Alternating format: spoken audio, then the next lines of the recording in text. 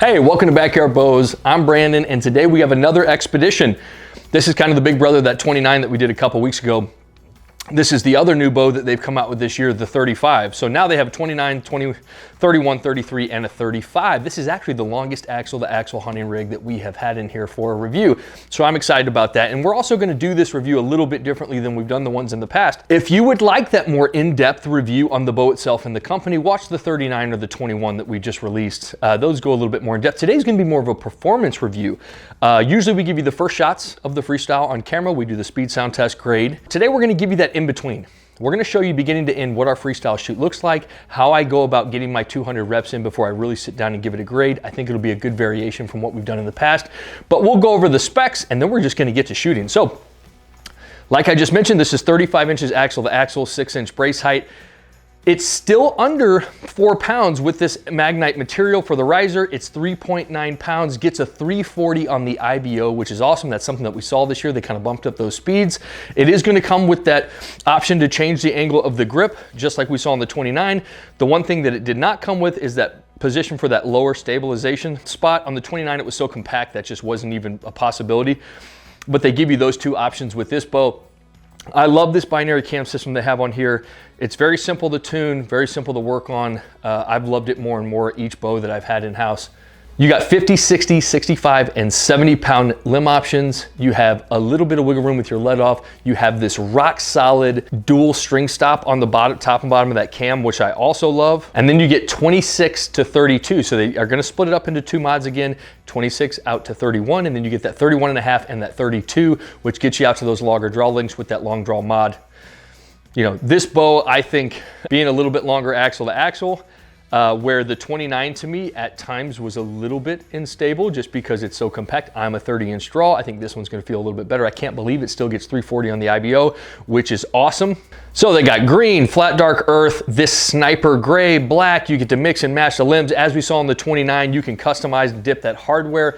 All of it is just, I mean, these bows, when they come out, they look awesome. I absolutely love this. You got sniper gray, black accessories, really cool. And if you have not picked up one of these, do so. You will be impressed right off of the bat. That Magnite material is so light, it's impressive. So we'll do our single shot assessment, and then we're gonna get outside and we're just gonna start repping it, and we'll walk you through a day like today where I'm reviewing, working. We'll run our companies in between shots. I'll send out emails, do estimates, and then we'll get our reps in between. And by the day's over, I'll get my 200 reps in for sure.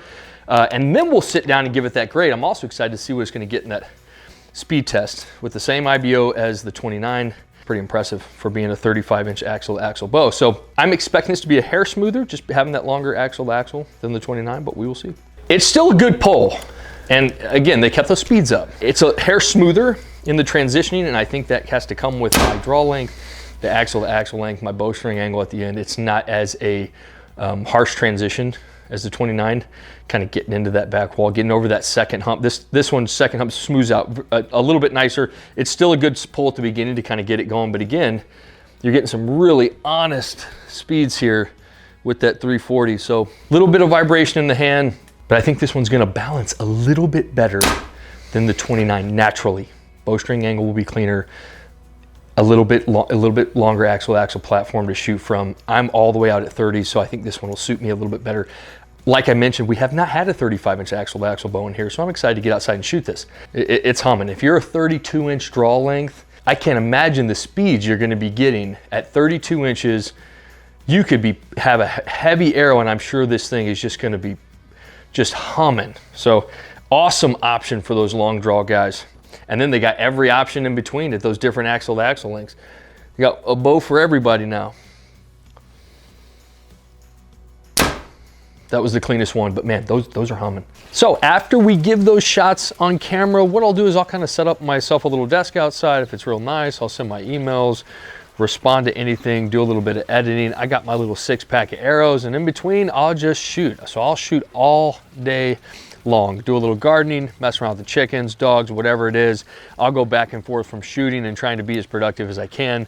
But usually I'll get somewhere between 150 and 200 reps in before we sit down and give you those shots. So we'll do our basic shots from up on the porch and then over at the gazebo. And then what I'll do is I'll do set shots all around the yard at different ranges, different angles, and really put that bow to work. So in backyard bows fashion, we will shoot from up here, and I'll take a ton of shots from up here throughout the day. But this is that elevated position that we always find ourselves in.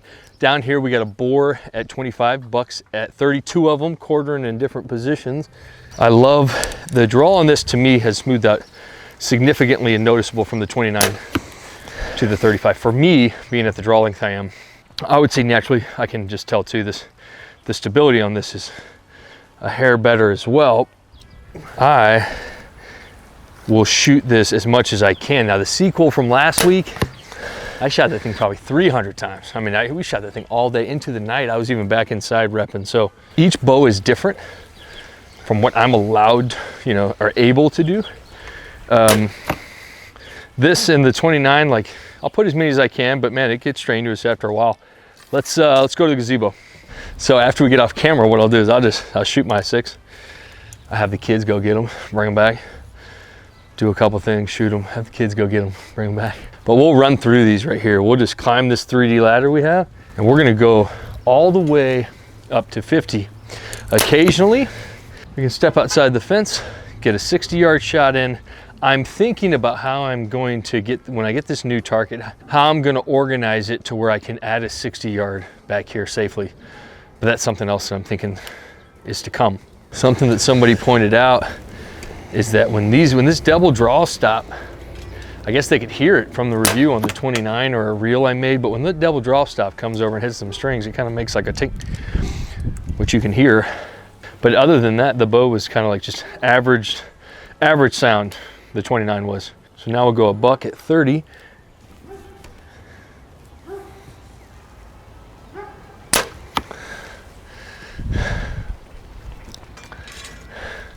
That one is gonna be too low for some of you, even though I like it. We'll shoot another one.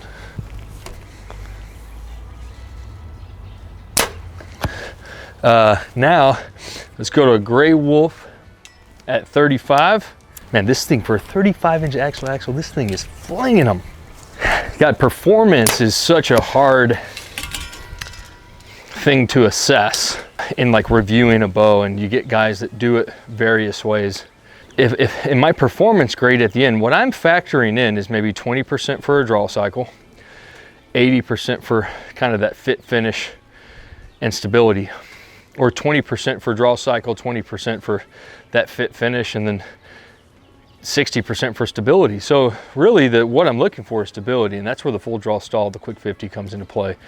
But something else I do that today we'll put it on camera for the first time is we just do just spot shooting. So I got my rangefinder, we'll just walk around the yard, and I kind of know now after doing it for so long, but we'll shoot at different 3D targets from different angles at different depths and just mix it up. I love this where you can kind of climb a ladder and progressively get farther out, but I also like to kind of get in and out and shoot different depths and different angles and try to slip them in at bad angles, and you know, just kind of mix it up, makes it more fun for me too. But I think that'll really kind of give you some of that perspective on you know, the bow and how it's going to shoot for you. Let's go bear at 40. Now let's go full draw stall. We got the little black bear, we'll go 60 seconds. So another thing when you're doing that full draw stall, look at your bubble. You know, does your bubble stay where it is, or as you're focusing on the pins and target, when you re-look at your bow, has it moved? Does it naturally want to move? Does the bow naturally want to torque on you? All those little things, like while you're doing your full draw stall, I think can really magnify, you know, a little bit. As you do full draw stall, it kind of magnifies all those little things. But that's why I love that test. So now we have a 45-yard shot. We've been calling our bonus shot. This is one of my favorite shots of the yard. You get guys that come over and shoot with us. This is the one that people seem to struggle at for some reason.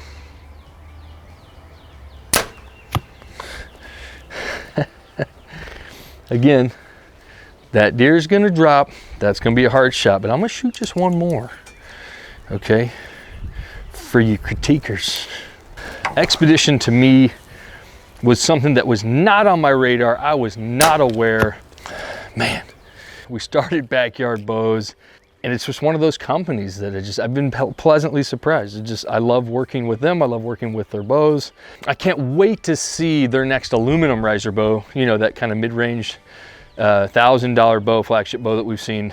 I can't wait to see that next one. So the Xlite series, to me, such a cool addition to our bow world that we have. But man, Xpedition, it's just a company that now that is on my radar. They'll stay on there. It's just, I just look forward to everything that's coming. I look forward to working with them. All right, on to that 50-yarder.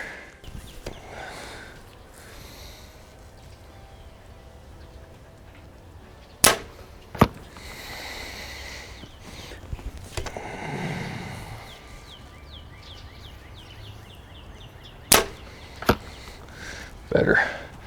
Lung, heart. Now we'll try to split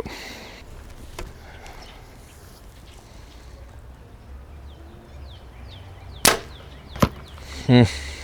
Not quite, but man, it's just it's crazy with bows that get good speeds. I talk about it all the time, but man, these things are just on a string. On a string. It's like I love to watch the arrow flight on bows that get real nice speeds. The Dart and sequel from last week at 60, you know, just little lobbers. These are just humming. Let's do one more.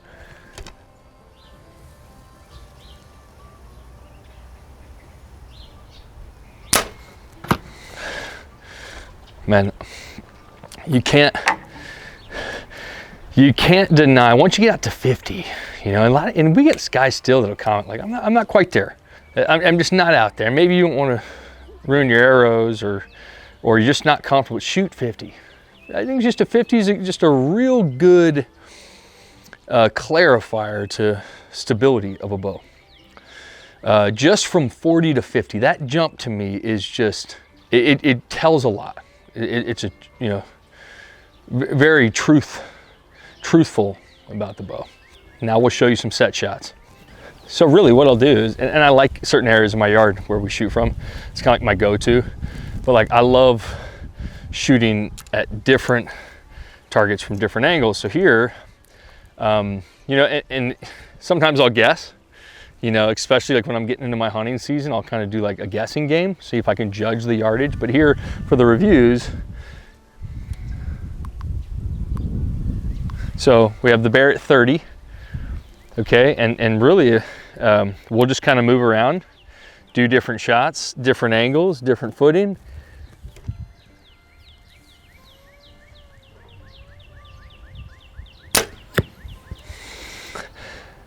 And then we just, you know, we'll just kind of move around. So we'll go our kicking buck,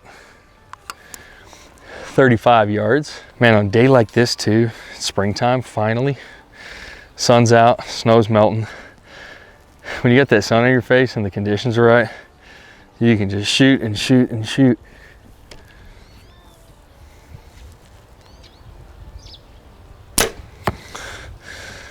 Ooh, that felt good. Speed test, 3 arrows. First one we'll start with is the one that we use for that grade. So we'll do a 500 grain arrow. We got it at 70 pounds, 30-inch draw, 340 on the IBO. 278, so that's right there. Stacks up, I mean, a little bit lower than the 29, which was like at 285. Kind of an average right there at the 285. I think this could push that low 280, but very similar with the other bow they put out this year. I just suspect that 29 was going to be just a little bit faster, having that shorter axle to axle.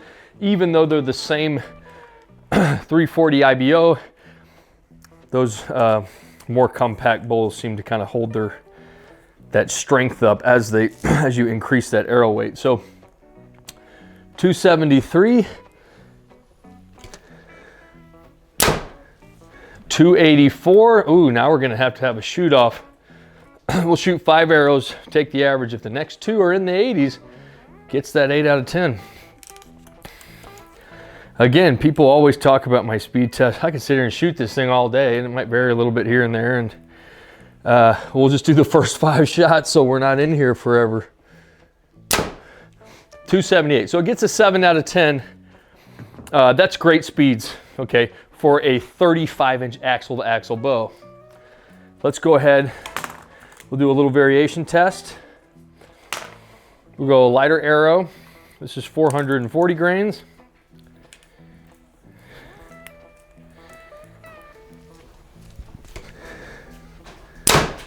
.290, .292.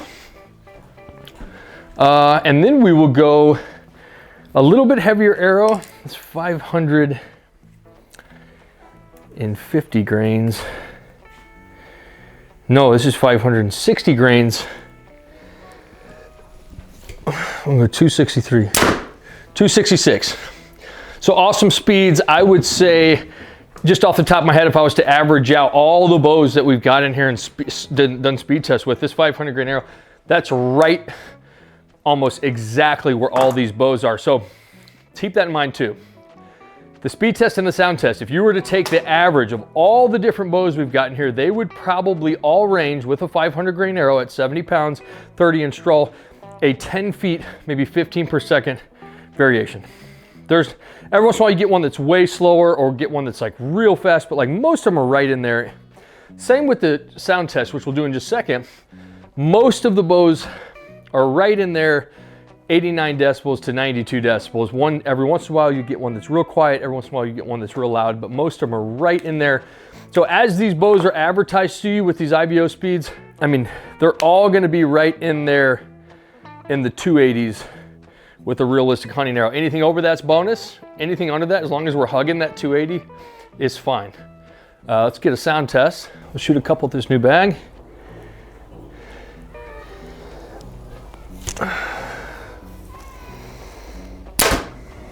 .91.8. I think I'd have to rewatch. We do so many bows, I can't keep track of it all. That's why I kind of write it all down. But I would say the 29 was right in there. 90.5, so right there above 90. I'm just gonna go ahead and say it's kind of like that average sound that we've been getting out of most bows.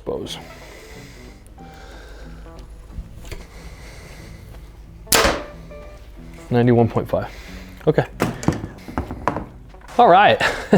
The final of the Xlite series, I guess the only one I haven't shot is the 33, which I'm sure is probably one of the best ones. I think my favorite one so far, to be honest, is probably that Xlite 31 still. That was a perfect compact bow comparative to my draw length at 30. I love the hunt I had with it. Just an all-around fantastic shooting bow. I've loved every one of the series. I think they're all designed for a different purpose. And my final assessment on this is if you're looking for a 35-inch axle-to-axle bow, those can get, on the heavier end. So here we go with the Xlite series. This thing starts out at under 4 pounds. That's awesome. If you're also somebody that is a speed, somebody who's really into speed, the longer axle-to-axle bows usually tend to be slower. This one kept its speed. Really nice. And then the last thing is if you're looking for a nice stable platform, and you're one of those guys with a large wingspan, yeah, I love having more options for you because I know how hard they can be. My older brother shoots 31 and a half. He's 6'4", 250 pounds. So, bigger guys have a harder time finding bows and they have a less variety and less options. So I think that's also I love that they have a bow for everyone. There's an Xlite now for everyone. So 278, 7 out of 10 for the speed, 10 out of 10 for durability and quality. These bows are so well put together. I love this year, like I mentioned in the 29, it's such a cleaner finish, such a better final product. And you could tell from year to year they had made some changes that just were, these things will blow you out of the water comparatively to last year just with the finishing touches. They're beautiful.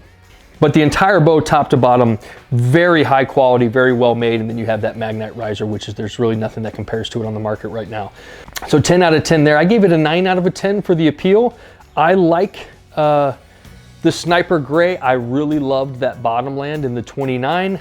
The bigger bows to me, the longer axle to axle bows, it's all taste.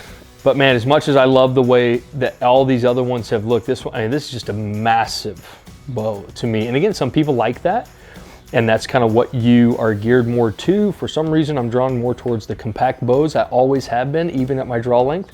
And you go technology, I gave, I was leaning more towards a 6, but I actually gave it a 7 just for the ability to kind of manufacture and produce this Magnite, riser and give us this final product, which we've all been waiting for since they first mentioned it several years ago. So I love that tech. The actual cam binary system is simplified, but man, it's a breeze to work on.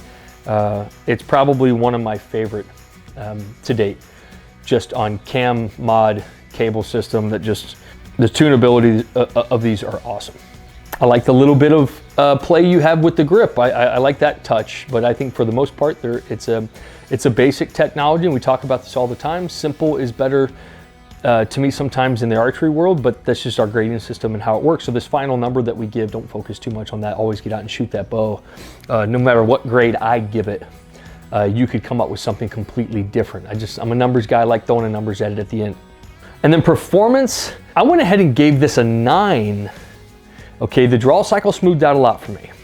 The 29, being a shorter compact bow, that was a little stiffer. And then the stability played out really nice too with my draw length. I mean, this was, it seemed to be a little bit more solid. Naturally, that's what you're just gonna get with a longer shooting platform. But man, this thing is just, once you set it up, it holds really, really nice. Real fun bow to shoot. Again, this is the first 35-inch axle-to-axle hunting bow that we've gotten in here for a review. I'm glad that we did, because man, it is, each one of these bows was well worth its own individual review just because of how drastically different they were. So I'm glad that we ended up doing both of them. So that gives it a 42, times it by 2 is an 84 out of 100 no makeup points because of the price tag. And that's what it all comes down to. If you do decide to invest your money, are you getting your money's worth? Me, without a doubt, yes, for sure. Definitely a very unique bow. The whole series is just unique. Awesome shooting bows. Your money is well invested. Now return, not sure. I haven't tried to sell my Xlite 31 yet, so I don't know about the return, and that's kind of always a question I get too. Is can you resell them? Are you going to get some of your money back? Not sure. But the investment, if you're looking to invest in something that's going to last you a long time and that is durable and has high quality, it's going to suit the type of hunts that you're wanting to do. Yes, for sure. That's without a doubt. Hopefully, watching all of our reviews, you find something that's helpful in your bow buying process, since there's so much out there. Gosh, every single time I turn around, there's new bows, new gears, new accessories. So we're just here to create some space between them and help you where we can. Make sure, above all, you go into a shop, you shoot as many bows as you can. Always go shoot a bow. Don't buy a bow off a single bow review. We're just here for a reference point for you to take into the shop with you and to compare. So thanks for watching. Make sure you get those reps in on the daily. We'll see you next week. Bye.